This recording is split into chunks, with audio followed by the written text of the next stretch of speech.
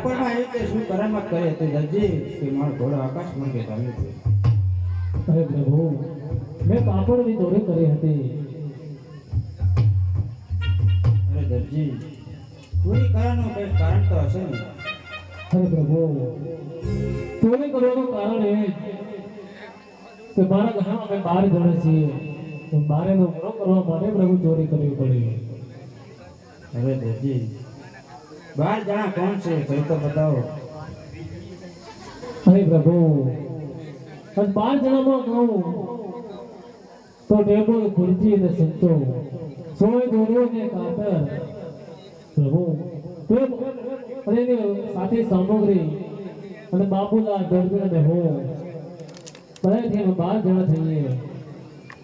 અરે દરજી, જા આજથી 9 નું પૂરું હું કરીશ અને 3 નું પૂરું તું કરજે. અને પછી હવે પછી લાલ કે લીલું કપડું આવે તો ચોરી કરતો નહીં. અરે હા પ્રભુ, આજે આટલો ગુનો રે પ્રભુ મારો માફ કરો ને.